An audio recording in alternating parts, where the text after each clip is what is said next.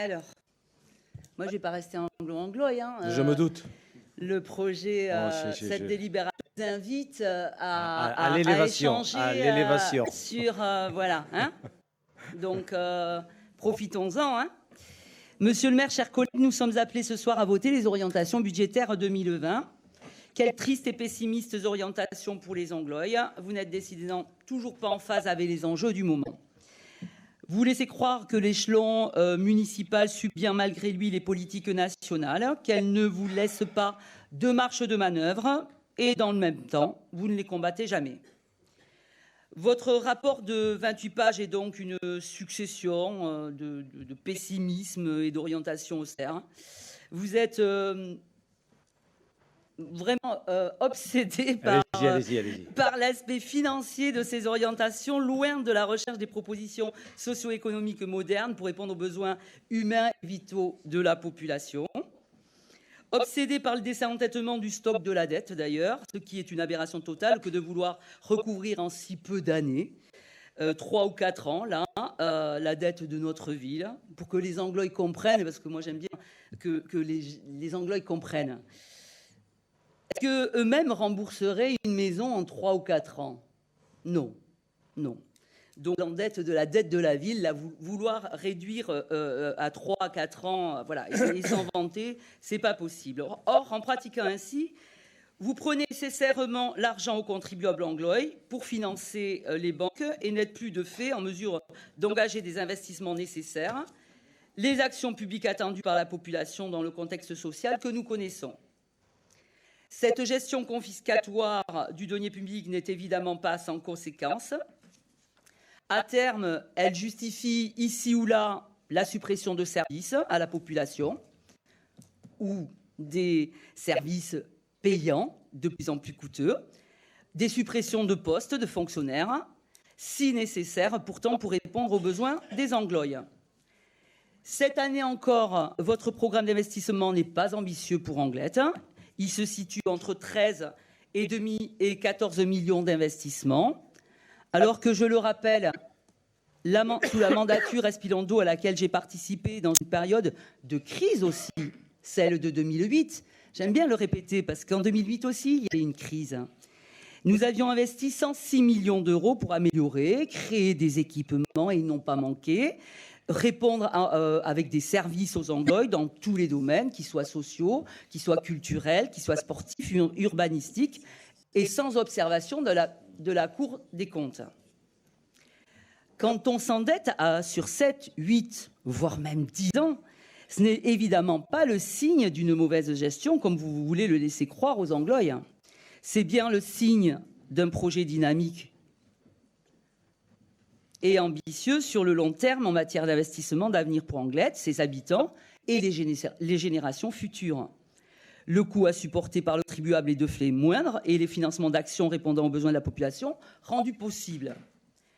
Vous indiquez, page 4, je cite, « La France bénéficierait d'une croissance potentielle légèrement plus forte en 2023, fruit de réformes de la fiscalité du capital et des lois travail. » De quelle fiscalité parlez-vous donc?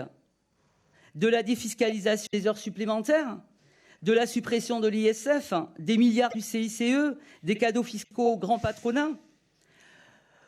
Vous nous invitez d'une certaine manière à attendre 2023 pour une hypothétique vie meilleure à laquelle je ne peux pas une seconde souscrire sans un changement radical face aux politiques libérales d'élus aveuglés et hors sol. Page 5, votre vision est stupéfiante. Cessez les comparaisons avec l'Allemagne, monsieur le maire. Mais c'est pas notre vision. Non, mais ça fait rien, mais vous le présentez de cette façon-là. Parce qu'on est obligé, madame Pereira. Oui. Voilà. Le vieillissement inquiétant de la population allemande et sa politique sociale ne sont pas à envier. Vous osez dire la baisse des prélèvements obligatoires profitera aux 2/3 au bénéfice des ménages.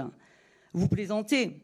Pour augmenter le pouvoir d'achat des ménages, et notamment des travailleurs, il suffirait d'augmenter les salaires et non de diminuer ou supprimer les cotisations et prélèvements sociaux qui, de fait, participent à la casse de notre sécurité sociale et à l'appauvrissement de nos biens et services publics jusqu'à les abandonner pour les livrer au privé. C'est la politique Macron. Bon, faut l'attaquer quand on la présente.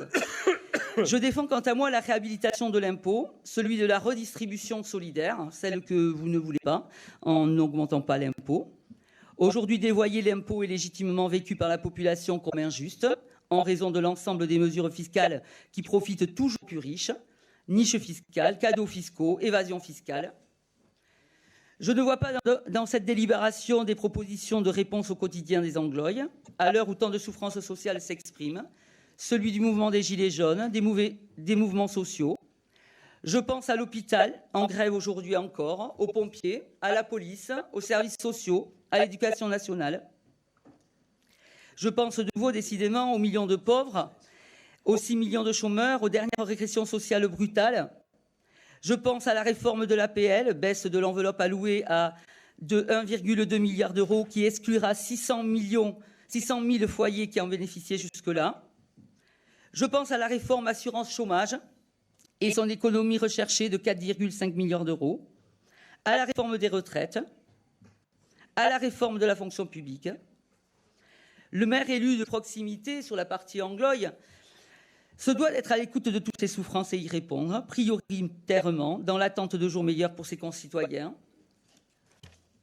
Et je n'y vois rien. Je ne vois rien qui réponde aux difficultés sociales de nos concitoyens. Je tiens à rappeler que l'échelon communal,